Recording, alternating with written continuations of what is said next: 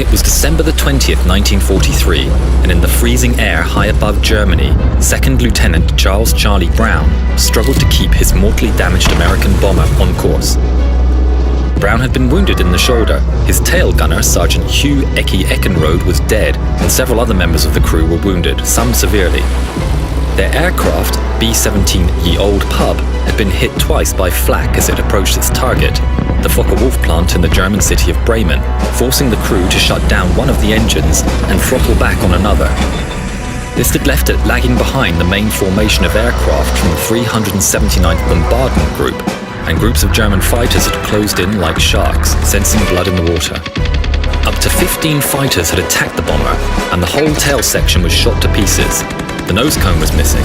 The electrical, hydraulic, and oxygen systems were damaged.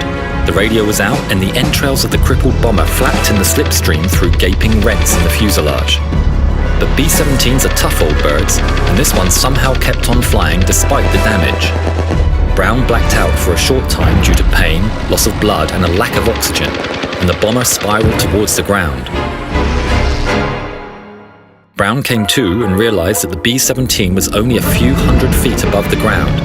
He somehow managed to get it back under control and turned west towards England in safety, 250 miles away.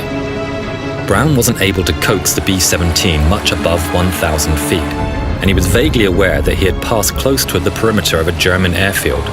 Soon after, he realized that a German Messerschmitt BF-109 was flying in close formation beside him.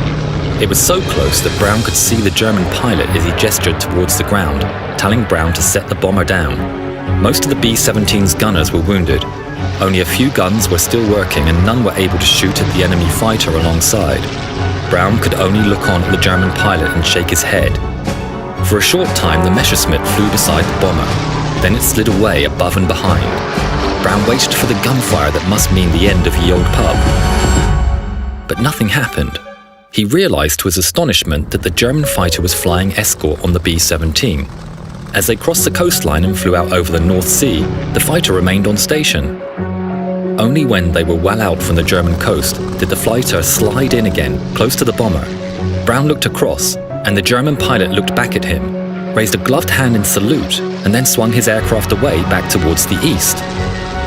Brown managed to put Ye Old Pub on the ground, not at their home base in Cambridgeshire, but at an airbase of the 448th Bomb Group near Norfolk in East Anglia.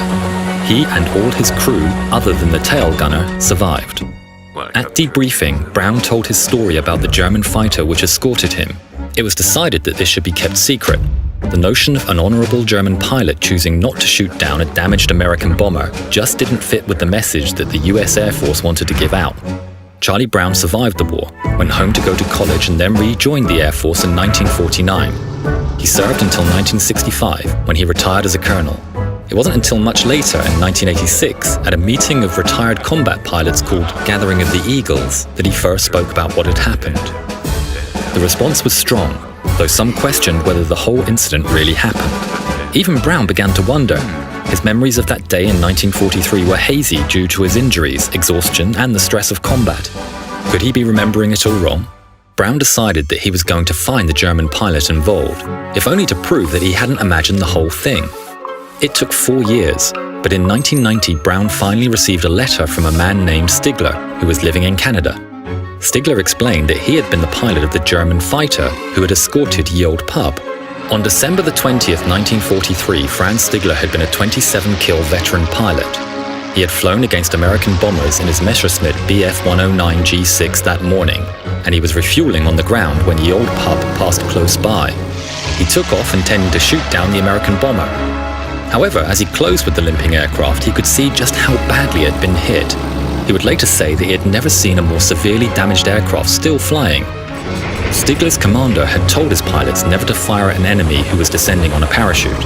While the crew of Ye Old Pub hadn't bailed out, they were clearly no longer capable of fighting, and Stigler decided that he could not bring himself to attack. Instead, he flew alongside and gestured to Brown to land. He just simply couldn't imagine that the crippled aircraft could possibly make it back to England. When Brown refused, Stigler made an extraordinary decision. Instead of shooting it down, he flew close formation with the B-17, hoping that this would deter flak batteries on the coast from firing at it. He flew with the bomber well out over the North Sea until it was clear of German airspace, and then left it to continue towards England. Stigler never told anyone about what had happened. Sparing an American bomber would likely have led to punishment and perhaps even execution, but he often wondered if it had made it back to base. Stigler continued flying fighters throughout the war. In 1953, he emigrated from Germany to Canada, where he started a successful business. When he heard from Charlie Brown in 1990, Stigler confirmed every aspect of his story. Franz Stigler and Charlie Brown were astonished to discover that they had been living less than 200 miles apart for much of the time since the war. Stigler had settled in Vancouver, British Columbia, while Brown was in Seattle, Washington. In the latter years, the two men remained close friends, often visiting and talking to other flyers about their shared experiences.